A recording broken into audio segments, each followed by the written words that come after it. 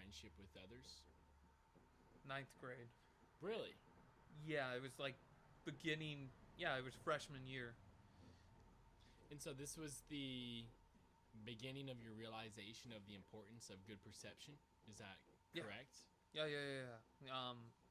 After I made the friends, I learned how people behave and what they think, and again, they show me perspective on who should I hang out with. This is a good friend. I know I can always talk to this person, but you're not really a good person You're from not what good I'm for seeing. you're not good for Mike. Yeah, So you Mike know, steps away. right. Like I see you making fun of other people, and I don't want that to be my environment. That's right. Would you say that your time in quote unquote loneliness Yeah, by yourself, by with Mike and Mike alone, helped form that wisdom to tell the difference between the good ones and the not so good ones? Those you should spend your time around and those you shouldn't?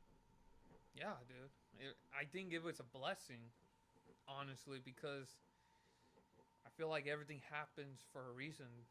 Everything has purpose, even though you might not feel it. You're not feeling it, but ultimately, in the bigger picture of life, I think everything has a purpose, and it's up to you what you do with that purpose. If you fulfilled it, or you just throw it away. It's like the tree that we were talking about before. Hmm. It doesn't matter what happens to you or what external circumstances are going on because they're out of your control. Yeah, But if you can see the potential for greatness in whatever it is, Mike, and if you're constantly practicing your good perspective, then that trial or tribulation, that hardship, will ultimately benefit your soul, Mike. yeah. You're ultimately getting rewarded, and I think that's what God attentions are when He throws these, whatever you want to call it, punishment or lessons. I think ultimately there are lessons within those hardship that wherever you're facing, as long as you push through and you learn from it. And honestly, if you can go to sleep at night saying, "Hey, I had a rough day, but I made it through. I can finally rest." I think that's a fantastic day. That's a great day. And you know what helps with perspective, Mike? Mm. A good community, brother. Yeah, Good friends, absolutely. man. I think that's why humans, or one of the benefits of why humans are social creatures, because you can be in your head all day. Right. You can have quote unquote bad external circumstances happening to you. Yeah. But friends allow you to see the good perspective. They make it easier for you to do that. They remind you to do that, Mike. Yeah. It's like when we're on the phone, Mhm. you know? This is hard right now. I don't know what to do about this. And then Mike comes in and says, well, this is going to allow you to practice this. But one Mhm. thing I noticed that you do, Mike, is you always begin by saying, I understand that sounds really hard, Yeah. and I'm sorry that you're going through that. But this is an opportunity for greatness for you. You know, this is the opportunity for you to practice good character. Have you noticed you did that or no? Sometimes I do notice that, but other times I feel like it's like natural for me to just do that, because I've been doing it. So half the time I would like recognize it. I'm like, "Hey, I'm doing that." But other times I'll be like, I'm so focused on the topic that we're discussing, I really don't pay attention to that. I'm more interested in the topic In the itself. topic. So it's just natural for you to look at the reality, really. It's natural for you to see goodness and God's Hmm. will in hard circumstances, which is a great thing, Yeah. And I hope that one day when you're weighed down by whatever circumstances Hmm. you have a friend that does the same for you when you need that. Yeah, dude. I think it's very important you keep your environment healthy and good to the best that you can, you know. That's like, why the Damon Pod is happy, Mike, is honored to have you on. You know, because once you watch last night's episode Mm-hmm. that Aaron filmed, and once he puts it up there, you will see that people that you don't think have a deep interior longing actually do. Mm-hmm. And when there's guys like you, Mike, that come up here and that talk and share your experience and how you perceive the world, others, Mike, are not only comforted but they're encouraged. Yeah, You dude. know, they see nice normal guys like you around their age sharing their experience, having a good spirit, and they're gonna want to reach out and find their own good environments. That's right. And this is a beautiful thing to be a part of because we're doing exactly that, or we're trying our very best to fulfill that mission, and that is to help people, you know. And first off, shout out to Aaron for setting this up. This is definitely a right path. I truly believe this is a very good start to hopefully a beautiful, long, healthy podcast. I like that, Mike. Thanks for that, brother. Yeah, of course. Shout out to you. Might have to edit that part out. Yeah, I completely did not see that. But you know what? Sorry. It's okay because my perception has changed. My Yeah. perspective has changed. That was a good opportunity for me to humble myself. You said something, Mike, and I wanted to say something about that. Yeah. Oh yeah, the first time you were on here, we were in the ADU. The Mhm. camera quality wasn't. It was mediocre, average. You know, it's just a laptop camera. Yeah. And you said something about this is a good thing. God is here. Yeah. And here we are, Mike. Your second time coming on, Mhm. and you're totally right. The upgrade is great, and it's because of Aaron. You know, it's because of his kindness, and we got a nice camera here, and it's the next step on the journey. It's like when I got here, Yeah. you know, before you got here, a couple hours before we started, before Aaron left to get some food, I was like, Aaron, it was right after he started the uploading of the previous videos. Mhm. I said, this is a necessary step in the process. You know, it's the other half. Yeah. Because this is like the conversation that people hopefully will see and be encouraged by and want to be a part of, but we have to get that out to people. Right. And it's just a beautiful thing, like the teamwork aspect, you know? Yeah. All the people involved, you guys coming on, the guests wanting to come over and be here, engaging in the conversation, just different temperaments, different personalities with the same desire. You know, and it's like extending the conversations that we have over the phone, Yeah. but putting it out there for people to be a part of Mhm. because it's so healthy and beneficial to us, and it's really human that I'm just happy that people have the opportunity to share in that. You know, if they want to come on, partake in it. Yeah. I definitely believe this is a very necessary step to accomplish a goal of getting people and around our age group, maybe younger, maybe older, to come here and to express themselves. Like, remember Cisco, the colleague I had at Ferguson? He has shared interest in being a part of this podcast because, you know, he believes in God and he has some very good insight that I think the world can benefit. So, we're definitely doing that goal, Demo. You should be very happy that this podcast is going in that direction that we're aiming for. Good man, Mike. Good man. Mike, earlier you asked a good question Yeah. to Aaron before we started filming. So I'm going to ask you the same exact question, Mike. And can you please remind me what is that question? I'm happy to remind you, Mike. Yeah. You have happiness and you have satisfaction. Yeah. Which one do you feel most? Honestly, I am leaning to satisfaction. What is the difference, Mike? Because when you asked Aaron that question, Mm-hmm. in my gut, I knew there's a difference between happiness, satisfaction. Yeah. Can't you feel both? I think in a sense, I think in a sense you can. I remember too. I brought it up when I was talking to him. It's like the two circles, and then there's that little gray area, right? There's always a gray area and stuff. To isn't everything, there? yeah, absolutely. But in that little gray area, I believe it is possible.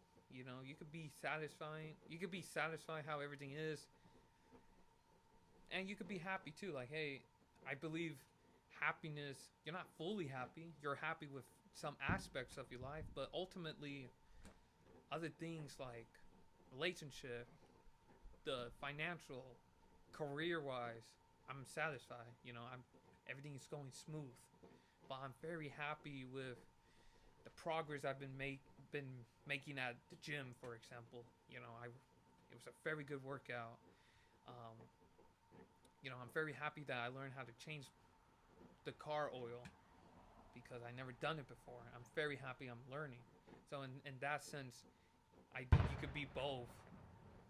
That was a big boom That was a celebratory boom for for the pod. podcast. Yeah. Yes. So, yeah, you could definitely be both, but I think ultimately you're not going to be fully happy. So, what do you think, Mike? Yeah. Do you think that people nowadays, let's take the town of Gilroy, Yeah. the little city of Gilroy, Mm-hmm. people our age, Yeah. co-workers, do you think that they are more happy than they are satisfied, or more satisfied than they are happy, or neither? If you're talking about our age group and the people that we know, Yeah. I'm assuming you're referring to people at In and Out, Good for old example. In-N-Out. Or people you come across at work, Yeah, people you come across just on a their daily place- basis, on a right? daily basis. I feel like they're more satisfied than happy Okay. because no matter what, human nature is always going to win, and that in the sense that you're never really going to be happy. You're always wanting to, you're always going to want more in life. Like you did this goal, you're happy, but then now what? You're for a period, for a short period, you're going to be happy. But what about a long period? The happiness is going to fade. Interesting. You know, Mike, yeah, I think part of it is just not a disagreement on word usage, but Mhm. trying to emphasize what we should really be seeking after, Mike. Yeah. Because I agree with you, you know, we shouldn't be chasing these emotional highs and make that our goal. For sure not, Mhm. right? Right. But that doesn't mean they're necessarily a bad thing, Mike. No. I think that if we have a good goal, Mhm. we're going to have highs on that path, good feelings, and we're going to have lows. The important thing is to know that during the lows, that's fine, that's okay, right? Yeah. In that if you have a good community, a good group of friends, like what we are building here, they will remind you of that reality. Yeah. Right? It doesn't mean you're on the bad path if you're not feeling good, or if you're waiting for like a good job to hit. Mhm. Just be patient and build yourself during that time, because that's your time is going to come. Better Yeah. days are coming, right? Absolutely. And you want to be prepared when they do. Like where you are now, Mike, you know, hopping on the pod, becoming friends with us. Yeah. Your life leading up to this was a preparation for this. Yeah. You know what I mean? And to kind of bounce off what you were saying earlier about your lonely periods, that's how I was too. But mine extended, I would say, to summer after sophomore year. Oh. So okay. freshman, sophomore, like what you were before your freshman year. Mhm. But during that time, Mike, I was doing a lot of, we could call it things that were conducive to spiritual growth.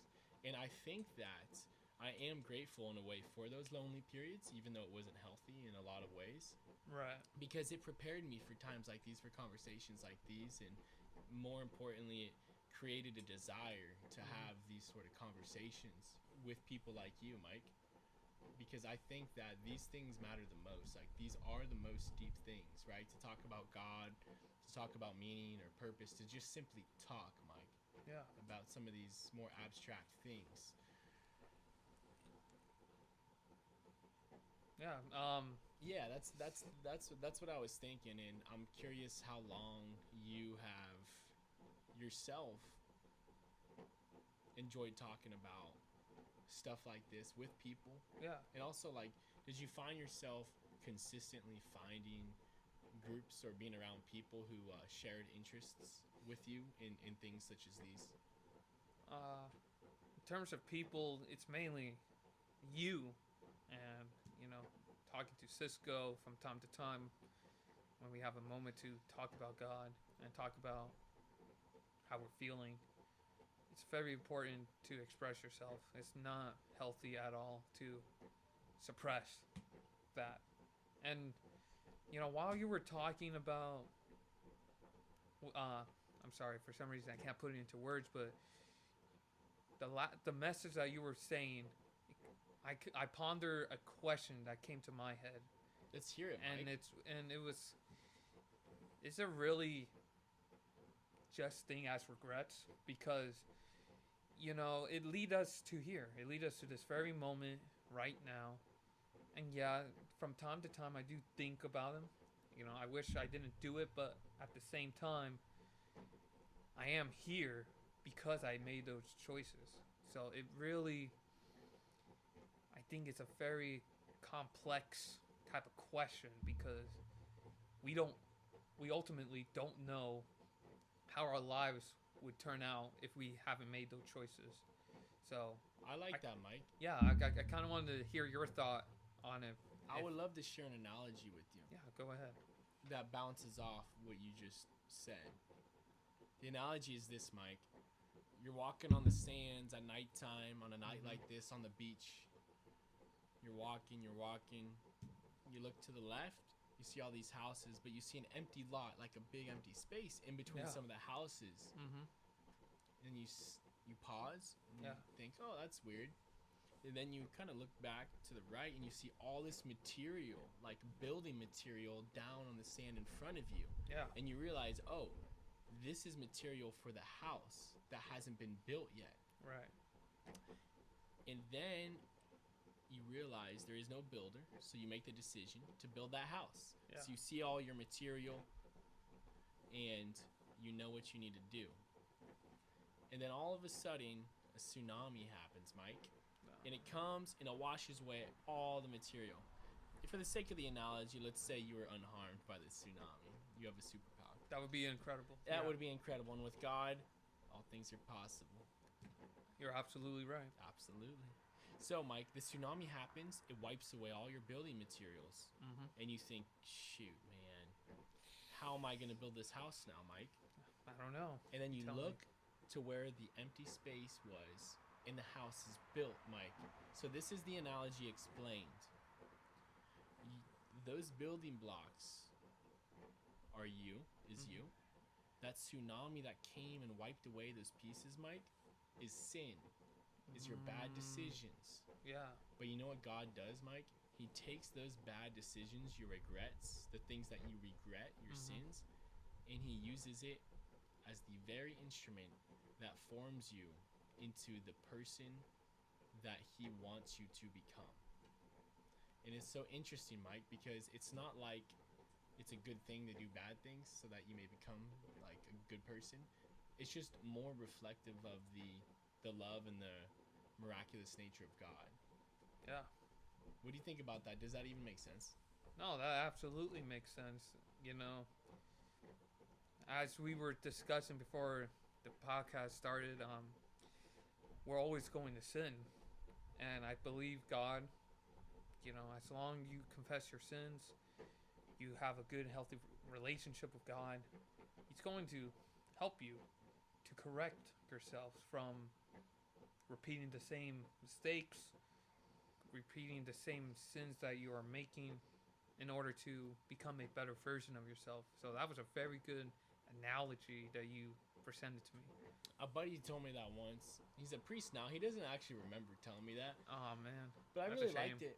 Yeah. Because when he told me that, there was things I regretted particularly that I had done. And then he shared that analogy with me. He said, look, it doesn't matter what you have done. Because like you said, as long as you've confessed your sins Yeah. and you're sorry, God will take those things and use them as the key to your future, essentially. And it's really cool to see that. Um, yeah. Yeah, no.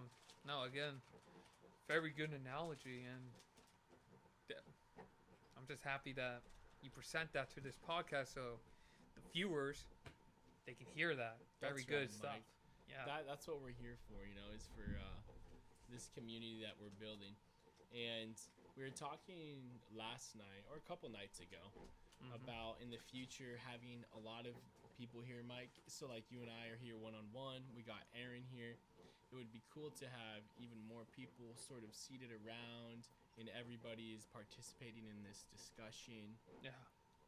And it becomes more of this communal thing. Yeah. No, that is. Once we get there, I'm not going to say if. Let's manifest that. Let's say it as it is going to happen. Once we get there, that is a perfect opportunity for perspective. Because, again, I believe everyone should be open-minded towards a certain extent. Yeah, I agree. To learn about what we're discussing. Because I think you're right. It is important to be open-minded to an extent, to have that spirit of being open-minded. Yeah.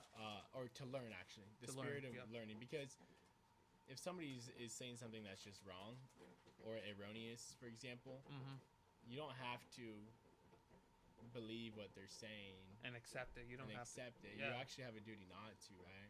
Yeah. Yeah. No. Everyone is. It's up. Everyone has an obligation to themselves to decide whether what they're saying is good or that is harmful to them. So if someone is saying something horrible that we all know that is bad for us, we have an obligation to not accept that, and we have to talk about it, about how's that in the nicer and the correcter way of telling them, hey, that's not a really good perspective to have, and I can give you mine, I can give you his, he can go next, and I think we have another obligation to help people. We have to help. Yeah, no, I agree. Do you think that a lot of people have a good relationship with God, our age, in these parts of the land? That is a good question, because it's a question that really takes you a minute to really digest that, because I mean, for us, thankfully we're in the position that in our age we have a good relationship with God. But there's a good amount of people, I feel like, that really don't have a good relationship with God. And actually they have either a non-existing relationship or a very unhealthy relationship. And I think they're both as bad as that. They're both equally as bad. Yeah, exactly. I don't think either one is good to be in. So, do you think it's not good because it's not like reflective of reality? Because we're here because of a creator. And so if you don't really believe in your creator, then what do you believe in? I don't know. Maybe chance, maybe a couple of explosions. But then how do you explain something like love, or how do you explain something like your ability to think? I never understood people who don't believe in a creator, who believe in science, or they say that I believe in science, which is like, okay, that's obviously a condescending thing to say, because it's implied that believers in a creator don't believe in like scientific facts. They just think that like that's not true. Yeah. But that's aside from the point. What I was trying to express was, somebody who doesn't believe in a creator, how do they think our intellect came about? That's a good question. I think because your intellect is an immaterial thing. Yeah. Your ability to reason is an immaterial thing. You cannot show somebody what they are dreaming or what they are thinking. Yeah. You know, the images that you create in your head. You know, of like Big Mike, you know, bench pressing 400 pounds. You can't. I can't do that, but yeah, you're right. That would be cool though. That's why it's an image in your imagination. Right. I'll get there one day. Do you want to, or no? As of right now, do you want to water that tree or no? You don't have to. I mean that tree is looking fine where it's at, you know. But down the line, I am open. It's not close. Let's just say that. And that's fine. The garden is not close. It's always open. So. Oh, I see what you're saying. Yeah. And you may not even need to visit that garden. Yeah. You know, some gardens just meant to, you know, just let nature be. Just let nature be. Yeah. Thanks for finishing the thought. Yeah, of course. Yeah, Mike. What I was saying was, if you don't believe in a creator, then what do you believe in? Which is what you said.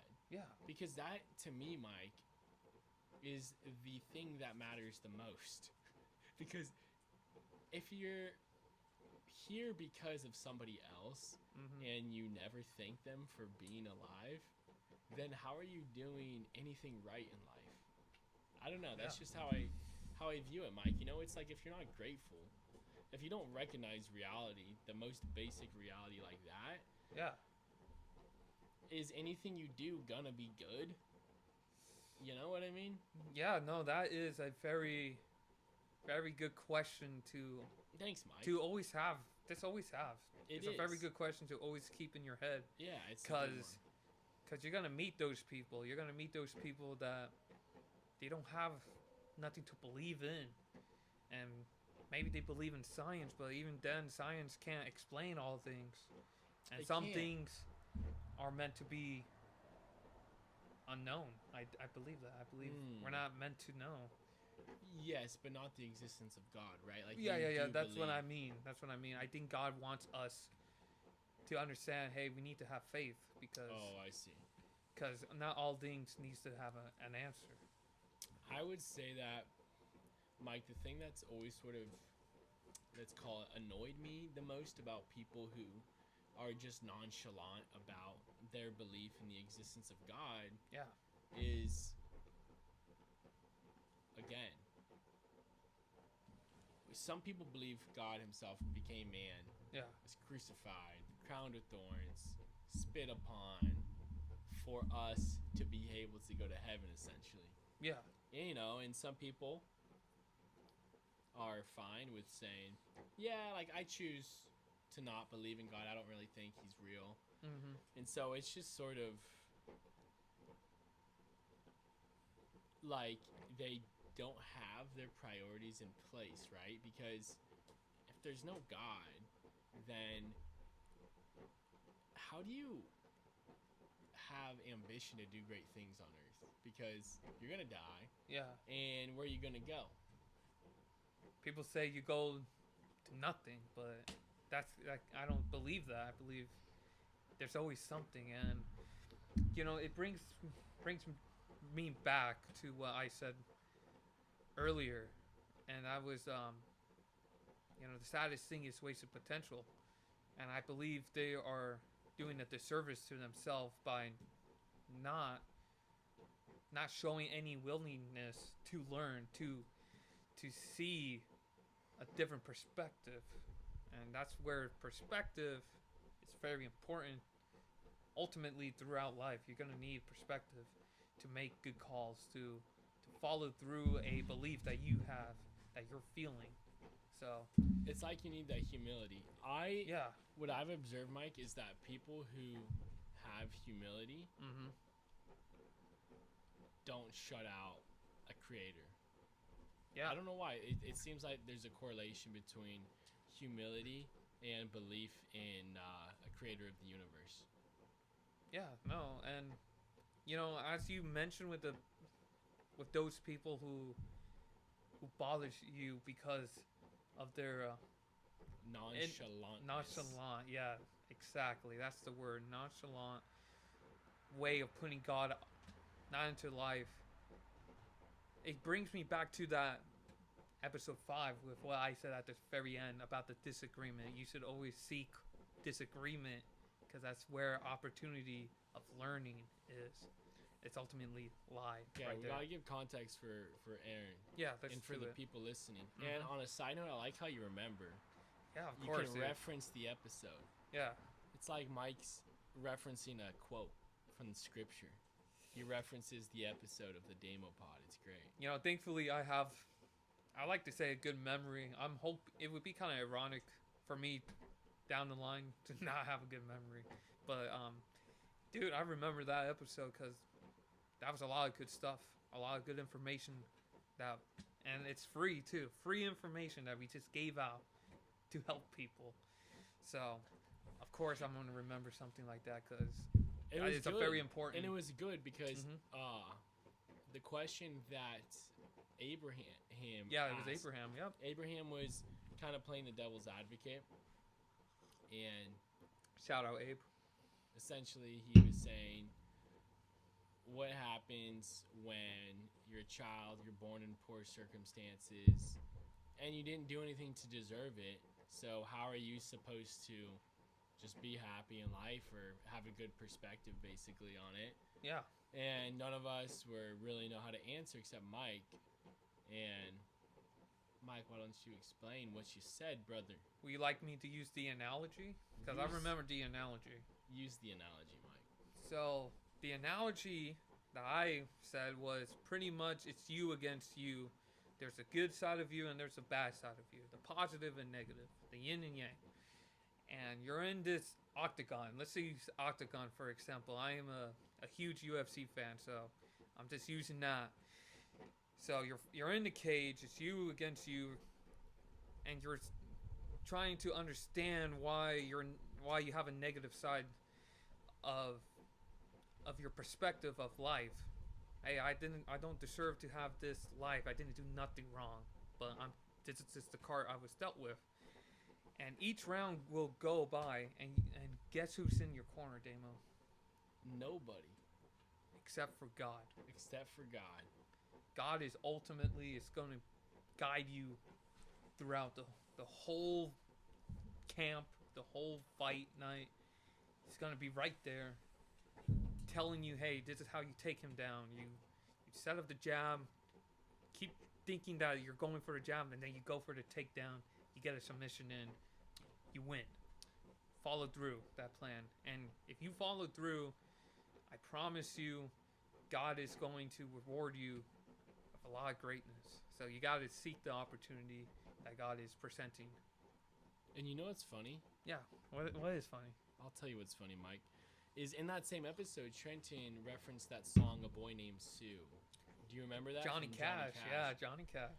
And Trenton was saying something like, if you have a hard life, a lot of hardships, it's because God knew that you would endure them, and that would actually create the character that he wanted you to have, that most people never have the opportunity of having because they don't have certain hardships. Yeah. Isn't that interesting that if you have hardships thrust upon you, that really is the opportunity to become a great character for other people? Yeah, dude. I believe hardship, it's a necessary component to becoming a better version of yourself. And if the earlier you experience the hardship, the better ultimately your future is. Like, for example, I have cousins. I won't say their name out of respect, but Respectful man you are, Mike. I try to be.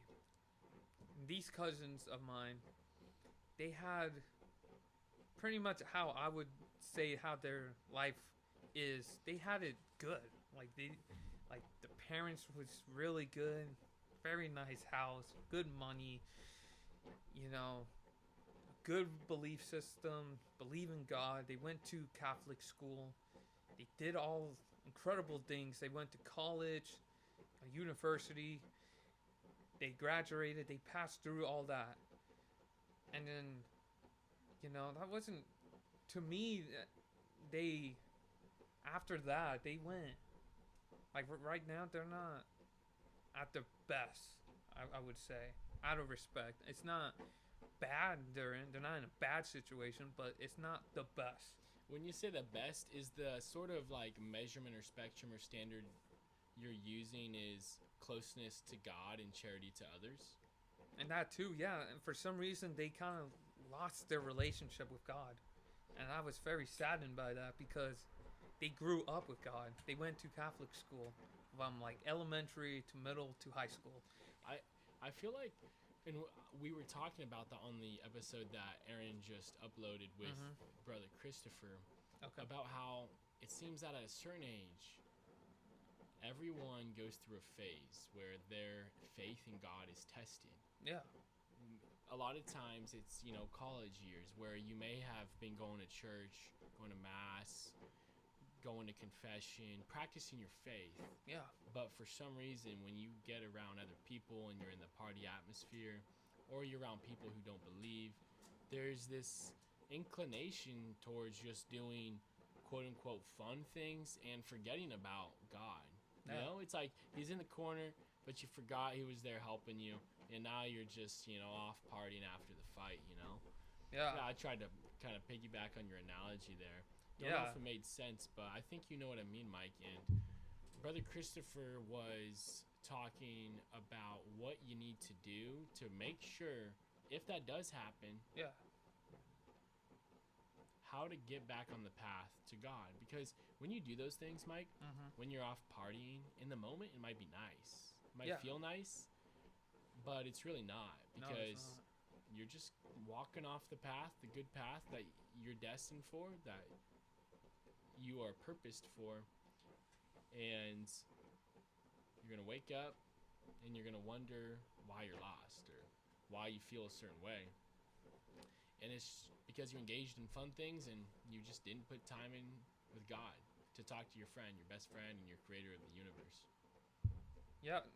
It's really funny that you said all that because the first person that comes to my head, and I think you don't have to like him.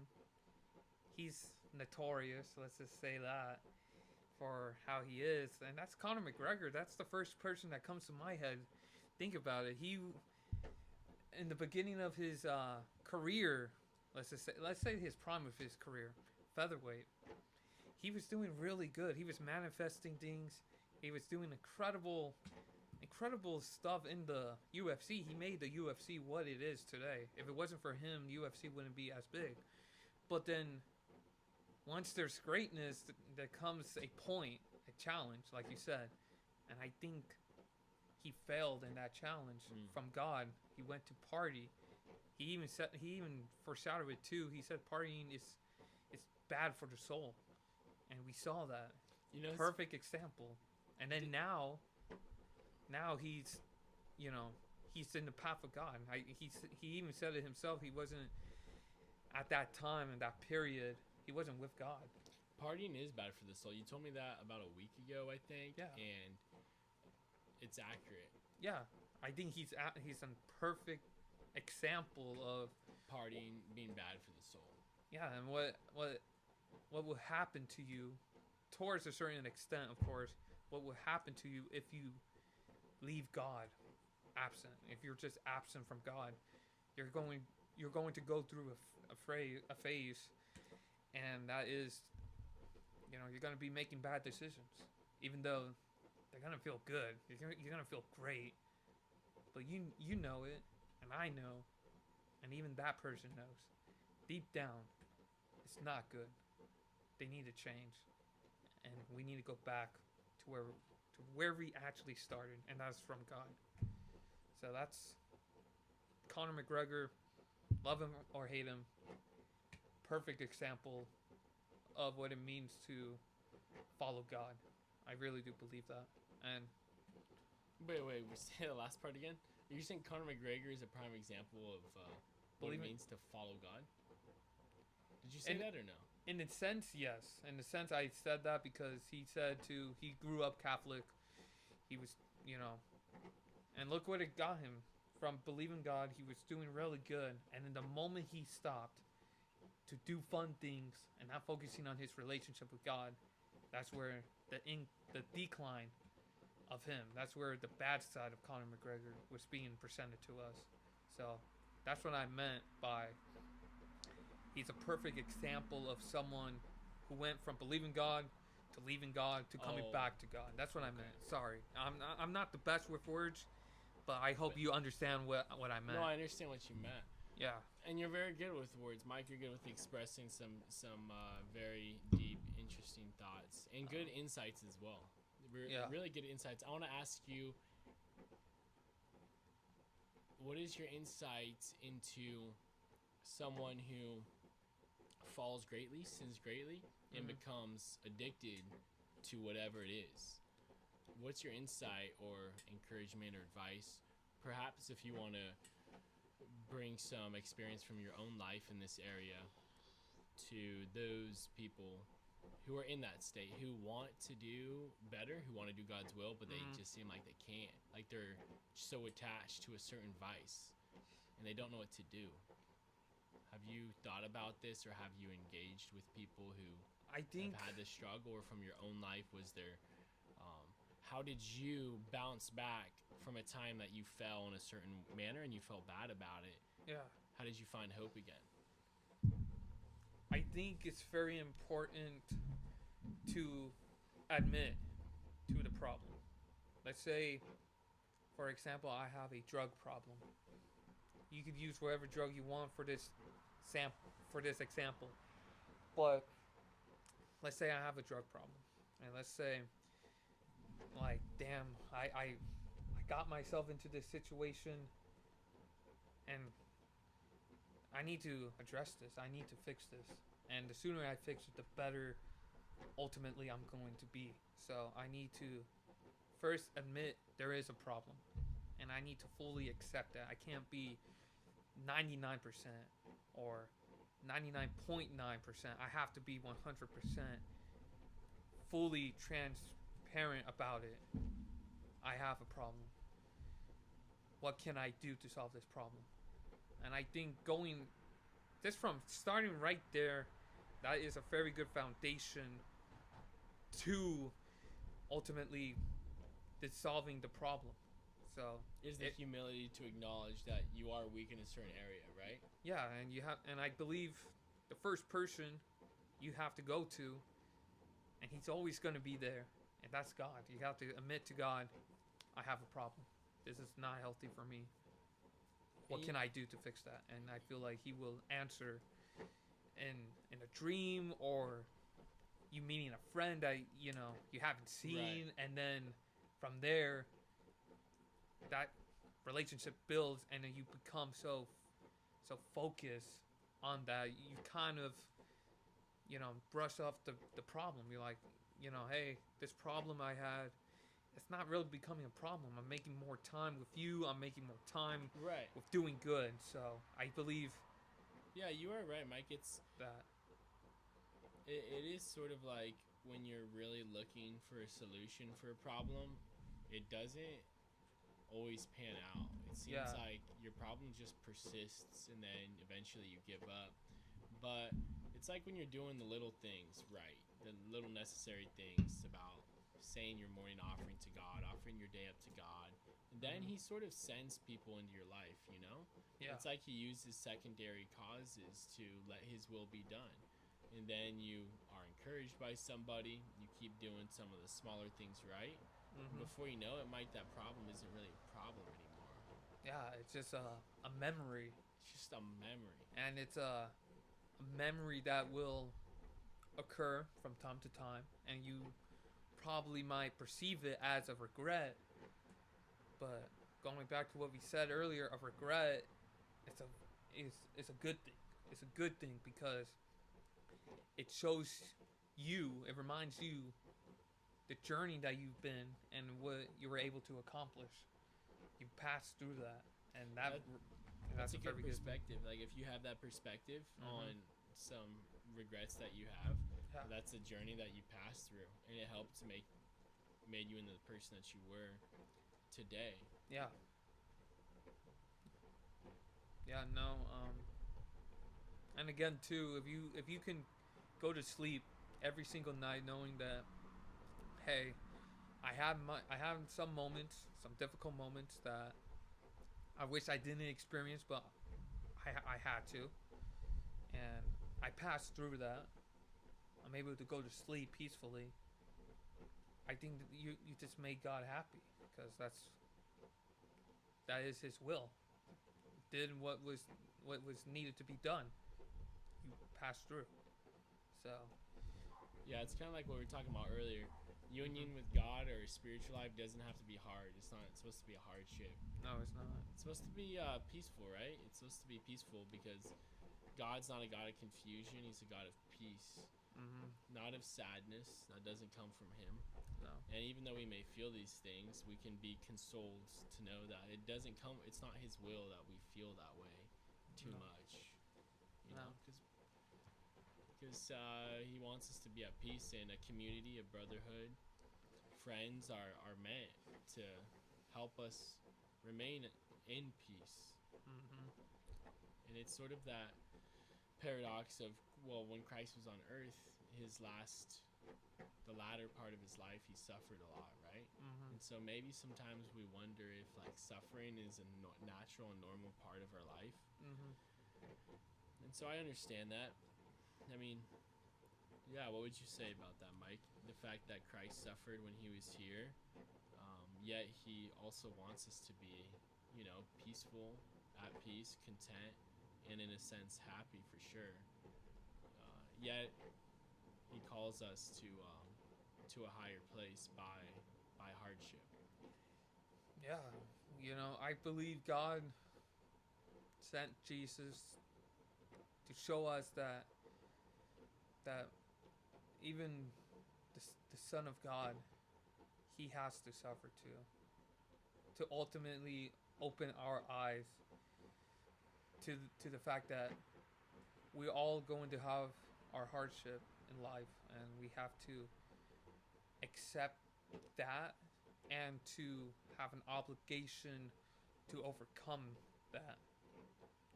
I think it's very important that we are grateful for everything, and we have to ultimately decide whether or not I am worthy of feeling God's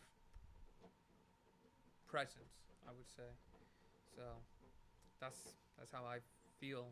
Um, when I was lonely during that freshman period, that time, it was, it was nice towards a certain extent because I didn't have to get distracted from people. I was able to get my work done, keep going, and yeah, it was nice, but it was sad too because I couldn't tell people how I was feeling or what I'm excited for or what I'm looking forward to, or complain to people, hey, we got this test and this test is going to stink. So it truly is a good feeling. Like, it's one of the best feelings, I feel like, to overcome something like a challenge that God has presented to us. So With that being said, Mike, what are some of the things that you're most excited for? in terms of like my life, like what I have looking forward to, Yeah. well, God has blessed me with a incredible job, um, and it's a job that keeps. There's like an endless ladder. You can keep going, keep going, keep going, and incredible opportunities are made with this job. So I'm very grateful that God has blessed me with this job. I have that to look forward to. I have, I'm a bit shy in terms of. I mean, I do try. This is another challenge that I face. I do try to find a significant other because, this is very hard for me because I don't want to find a significant other who there's not really a significant other to that sense. You meet someone, you form a relationship, but that relationship doesn't really go anywhere. It maybe lasts at most a year, right? That's not a soulmate or a significant other. That's just, a little phase. And I want to ultimately find someone now because, I want to be able to provide. I really look forward to provide to someone. And that's why I'm very happy for you, because you're in a very beautiful position right now with your fiance. That's a beautiful thing, Damo. That's a very beautiful thing, and I think it's going to work out with you guys. I really do. And as long as you have God in your life, I think it's gonna work out beautifully, dude. So Dude, thanks, that's what I'm excited for. As much as I wish I was there right now, I wish I had that. I'm looking forward to that. Dude, that's such a great perspective. Yeah. And it's really cool to hear that you're excited to provide for somebody, man. Mm-hmm. Yeah, that's really great to hear. And it reminds me again of episode 5 where Trenton, Abraham, and even Anthony from episode 1, who you haven't met yet. No, I have not. But they were talking about similar things, Yeah. you know, wanting to meet that person. And they have good jobs. Mm-hmm. They both speak well. They have this community which they enjoy, and Trenton enjoys it. Yeah. But they still have this like strong desire to want to, like you were saying, provide for somebody. You know? I do know, and it felt so good hearing that from other people, because it's like, well, he seems like a great person, you know. I don't see why he can't have a significant other, just to find out they don't have a significant other and they're feeling exactly how I'm feeling. Yes. That felt amazing. That felt good, because ultimately in a sense, we're not truly alone. You know, there's always going to be someone out there that feels almost exactly how you're feeling. Yes. Not fully, because they're not you, but you know what I mean. They feel almost exactly like how you're feeling. And it's honestly incredible. You know, we really can build is. that community. Yeah, Mike, and I think you actually said it really well there. One of the goals of the community is talking with people, hearing people who feel the same thing you do, that sort of emptiness or loneliness or suffering that you feel that people don't talk about. Mm-hmm. No, there's guys similar to you that are guys that you would look at and think, oh, they probably have this set. Yeah. I wish I had it. But then you find out they don't, and that they feel a very similar way to you, Mike. Yeah. I'm really happy that you said that and that you felt that way. Yeah, and you know what? It felt good getting that off my chest, because again, for me, this is for me. It feels so easy to suppress that and, you know, throw it, forget it. Just move on. Let's just focus what I can focus on, which is work. People can use that as an excuse in terms of escaping from reality. Focus on work. Do good at work, and then let that just solve by itself. But ultimately, it kind of goes back to that example what I said about the drug issue. You have to admit there is a problem. You have to, even if it's like a problem like that is still a problem, and you have to admit 100%, this is a problem. I need to go to God, and we need to fix that. Yeah, no, and that's cool that you brought that up now. Like, even you saying that you are excited for a significant other. I am. And that you're excited to provide. Mm-hmm. You know, some people, I know myself, would sometimes hesitate to say that. Yeah. Because you think it's like a weak sounding thing. You think that people are going to hear it and they're going to think of you a certain way. So that's why I really enjoy when guys come on and say that, just are transparent. Mm-hmm. Because when you say that, like, my respect, it's not the best word, but my respect for you grows more. Yeah. That's the best word I can think of. But basically, it just brings joy. Right. It brings joy because it's honesty. And I used to feel and think the exact same way. And I would always look at people, compare. And that's why it really brings joy to me, like, to see you guys just being transparent, you know, because it's an encouragement for other people. I know it is. That's why I'm excited, looking forward to, with Aaron's help, with the guests' help, people joining this and finding comfort and consolation, you know, and brotherhood, really, and camaraderie. Yeah, no, I felt really happy, but you do kind of get a sense of sadness from it because it's like, well, it just reminds me of the situation I am. But I'm ultimately happy because I let that part of me, I let that weight that I was carrying off my back. I feel lighter, I feel good. And people are going to view that expressing yourself as a weakness, but it's ultimately a strength. And the reason they're showing that as a weakness to others is because it's like they can't admit it themselves, and that's a weakness. That is not a strength. That's a good point. Yeah, like I feel good ultimately that I said that. Yeah, dude. It really is a sign of strength because in my own life, I realized that when I'm feeling confident or calm or trusting in God, then it's actually easier for me to admit my weaknesses and to just talk about them because I don't identify with them, But it's like when you don't really feel good about yourself or hopeful and you don't have like a lot of trust, and then you feel a bit more insecure that you don't want to bring up your weaknesses because you think that those define you, and they don't. So that's why you bringing that up just tells me that you have any control. Yeah. You may feel lonely or desirous of a significant other, but ultimately you don't make that your identity. You're not foolish to do that. And that's good. That's really good. No, and I kind of wanted to address a problem, and that's the fact that there's people out there, and I know some people, they believe that they're depressed or they feel really bad for themselves, and unfortunately, a lot of people with like, I don't want to say like problems, but they have a complex to their brain. They think they have to do. I won't say the word out of censorship, but I think what I'm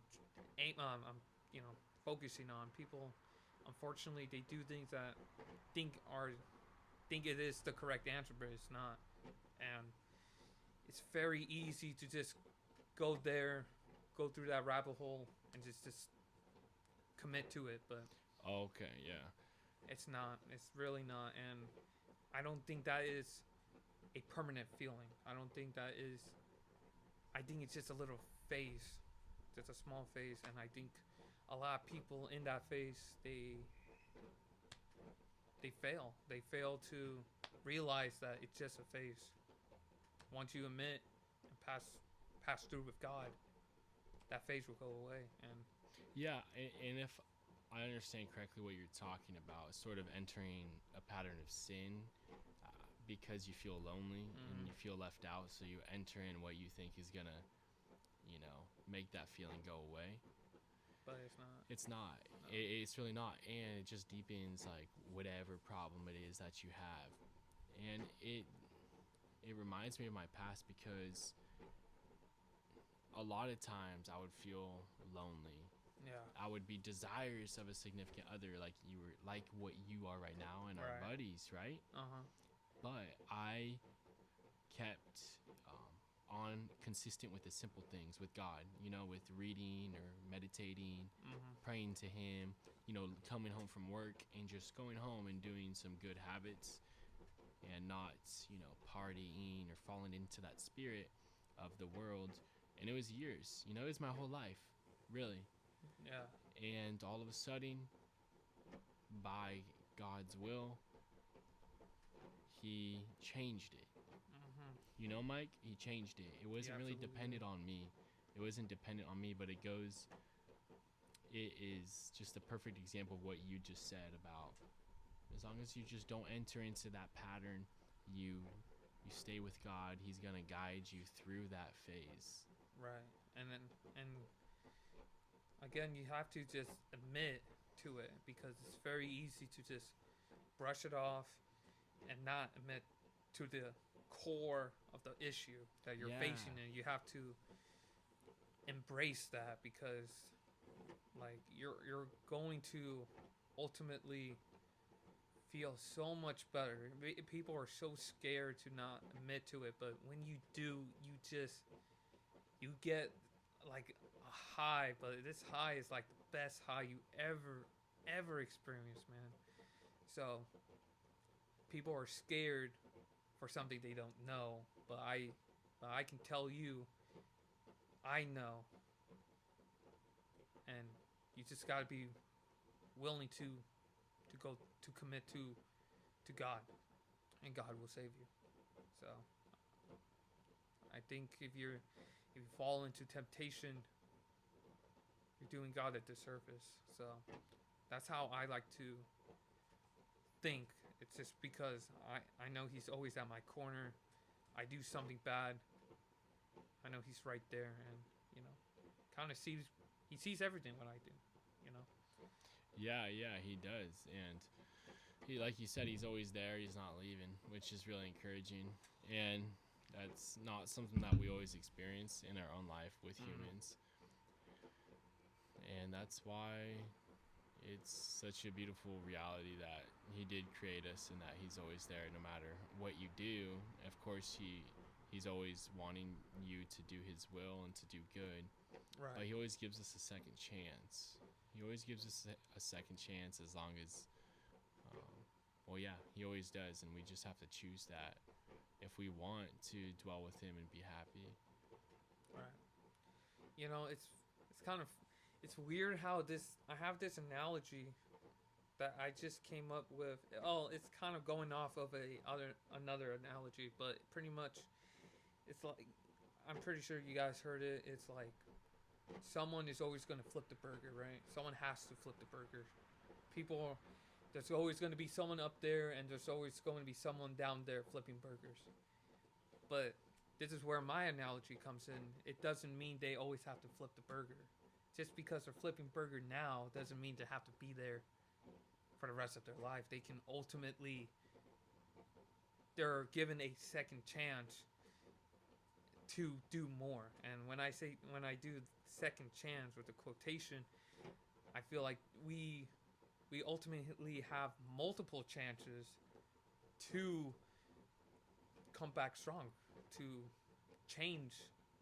I think we have the incredible power to change our situation, and it's up to us to apply that power. If we don't apply that power, you're just going to be stuck.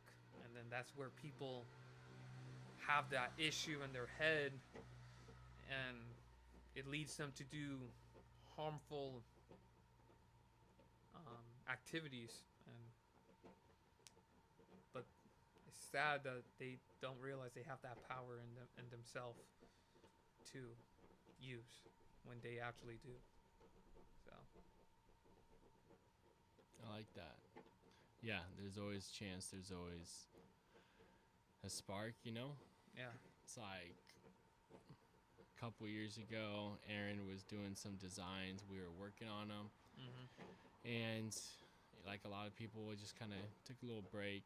And here we are a couple years later, and his creative element side is just blossoming, you know, for lack of a better word. And it's not just for himself, it's for others. I mean, you know, what he's doing, helping with the camera and uploading everything it's not just like for Aaron. It helps me. It brings you guys on, and now you guys can watch it all, and other people from work are going to be able to see it, you know? And it's like, it doesn't matter what the past couple years were like, you know? It's like what we were talking about, him and I. It doesn't really matter what you could have done over the past couple years or what you didn't do, because if you just like start that now and you do it a little bit every day, like where you're going to be in a couple years is going to be like here's average, it's like way above that. Yeah. And you can actually use the past couple years of doing nothing as a motivation to be consistent every day, right? Exactly. It's just, again, it's what you put into your head. It's if you believe that period of suffering that you experience, that hardship that you experience, you can ultimately use that as fuel towards your success. you can ultimate, like, again, everyone has that power. That little girl, the little boy, all of them. You know, the old man, they all have that power. All of it. That doesn't go away no matter what. So, Yeah, no, it's exciting too, and yeah, even if you don't like believe that you can do what you want to do, Mm-hmm. I think that even if you act as if you did believe, like with this for example, Yeah. sometimes there's that thought that, oh, maybe people outside of who's here right now won't listen to it. Mm-hmm. You just kind of do it anyhow, though. You just Yeah. do it anyway, just like at work. If you're not confident, you just do it, and you keep doing it, and you do it, and you'll see some good results, some good effects, and people will be helped and encouraged. You know, I like to say, I like, it's, for me, I like to say practice makes improvement. Not, notice how I didn't say practice makes perfect. I did notice that. Because it's very easy for people to say that, and then, they come with practice, and like, yeah, they're getting good, but they're not perfect. Yeah. And unfortunately, you're not going to be perfect. You're not going to be There's perfect. going to be that one moment You're not going to be perfect. you're going to mess up. No, you're absolutely right, Mike. And there's something so consoling about that. Like doing this right here. Mm-hmm. Starting with just talking in front of a regular camera. You're getting nervous. You invite people on. They're a little nervous. Yeah. Everyone feels like that. Everybody feels like that. I still feel like that. Yeah, a little nervous, but it's kind of fun because if you realize you don't have to be perfect, yeah, that you can make a failure after a failure after a failure, and that is what ultimately people like. Like people like to see people failing, and I don't mean that in the bad sense, but it brings a comfort to them. Yeah, If you see people admitting failure or being at peace despite their failure, then it's really good because that's reality. And yeah, it reminds me of the. We'll watch it one day. I don't know if you haven't watched it yet, but the Gaethje against Ilia Topuria, like, look at that.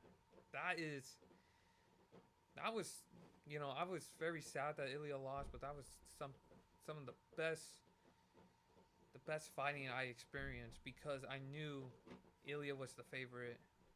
He's like he's the best, in my opinion, the best boxer of UFC. He was so perfect, and he had this confidence. Like, it was so surreal, his confidence. Double champ. He beats Gaethje. Everyone was expecting that, including myself. He beats Gaethje. He goes to welterweight. I know he wants to go for triple belt. And he lost. He lost that fight that everyone, including myself, thought he was going to win. And it wasn't just a loss. He lost bad. It was 3-1. He only won one round, and he got outboxed. And then for him to fail and to admit, yeah, I failed. I'm giving you your credit. You beat me fair and square. I'm going to come back stronger. I am going to work harder. And I am going to come back to win that belt that you took away from me. That rematch is going to happen. That everyone was expecting Ilia to win, but they all experienced a huge down, a huge drop. But there is a comfort knowing that because he is just like us. He's right. just someone who happened to be very blessed from God to do that, to do the things he did. So it was very comfort. It brought me a lot of comfort because I'm like, that was the best fighter, and he lost to a fighter that we didn't expect to win. Right. Yeah. So. No, it is. That's a whole, like, the mindset of just, yeah, I failed today, but I'm going to use it as a lesson to know what to do better next time. Right. And I've just been thinking, and I really believe, like, if you do something consistently, you bring more people on, you keep talking about good things that are really beneficial, then it's only going to produce good results. It's only going to be good, Yeah, it's an absolute. It applies, yeah. And for some reason we don't want to believe it, or we give up. We tell ourselves that's not true, and then we give up. But God wants us to fulfill our purpose, and that means being okay with failing. You know, being comfortable, like going out and failing. Dude, you're gonna learn the best from failing. Failing, it's a shame that schools they frown upon that. Even though, if you fail as a student, you're not really failing. It's more the teachers that they fail because their job is to teach, and if you fail, it's because they're not doing the best that they're doing with their work. So, it's a shame that the student gets the punishment, even though it should be the teacher that should be getting the punishment in a sense, Not like a horrible punishment, but you know what I mean, right? It's like there's no such thing as a bad student, only bad teacher. And what you said just reminded me of that. Yeah, no, I appreciate that. Yeah, our job is to teach. Well, like we're teaching other people that it's okay to talk. It's okay to be in a community to talk about God. But we have to be ready too that we might fail with some people. Some people might not want to be a part of it. Yeah, exactly. They might push away from that concept, or even just fail in the practice of trying to talk about it. Yeah. Like while we're talking, we're gonna get nervous or say things that we don't really mean, but we didn't know what else to say. You're gonna listen to it and you're gonna think, oh, that was sort of embarrassing. Yeah. So then there's two avenues. One, you stop completely, or two, you keep Improve. going. Yeah. You keep going. Like I'm sure I failed in expressing myself because, thank you for telling me that I expressed myself good, but I feel like I could have done this better. I could have changed the way I said that. I used a different word. Maybe that would have not come out as like a bad thing. So yeah, I'm gonna fail, and unfortunately, actually, it's not unfortunate. It's fortunate that we are going to keep failing. We are, and it's a gift from us to learn, to ascend, to do better. So it's right. a gift. It ultimately is a gift. That's right. I think that we'll probably put something about failure in the description to this episode. Yeah. And then we use that idea.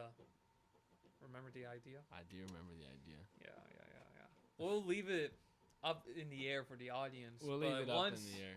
Once they know, they're going to look back to this. This is where the idea came from. That's right. Episode this night. 9. This night. Yeah, that's right. Hey, Ron, you got anything to say? Nothing. Are you sure? Okay. Episode 9, Big Mike. Yeah. Episode 9. One more until double digits, mate. Let's cheers to that. I don't know. You have a drink, but it's all right. It's fine. Cheers to that. One more and let's make it happen. Yeah. Aaron hopped on episode 6. Yeah, it was the first one. Episode 6. Yeah, 6. 7. Then 8. And then now 9. we just concluded with 9. Yeah. Well, Mike, thanks for coming on, brother. Thank you for the invite, dude. I really do enjoy this, especially now we got the setup better. We're improving. It's small steps, but it's looking good. Yeah, we're gonna start running in matters of a few episodes. We're gonna be looking good. We're gonna look like Usain Bolt. Is that the guy's name? Dude, you say whoever you want to say, and I'll understand. I'm sorry it. if I said it right. Great. If I didn't, whoops. But you know what I mean. The fastest man alive. We're gonna be like him. This podcast, speed, dude, and then we're gonna eventually become the Flash. That's gonna be insane. That's gonna be crazy. Very good. Very good. That's what I'm talking about, Mike. Yes. Thanks for coming on. Thank you. I'm excited for people to listen to it and say, hey, I want to talk to Mike. I want to come on and share a conversation with Michael Vargas. Thank you. And I'm gonna be looking forward to that. You know. And again, shout out to Aaron. Thank you for allowing me to be in your home to do this podcast. That seriously means a lot to go into someone's house because they're accepting you in their environment. So thank you. You're definitely good people. You're definitely in my circle in terms of keeping the environment good. You're in it. You're in it. Abe is in it. You know. And Let's keep it expanding. Let's keep it growing. yeah, Let's make that tree grow. thanks, Aaron. Thanks for your help. Thanks for making this possible. Mm-hmm. Thanks, man. Thanks, Thank buddy. you. Thanks, Mike, for coming on. Thank you. Thanks for the community. Thanks for all the guests who have come on. Thank and you. I'm excited for the future. Let's help Damon make that dream come true.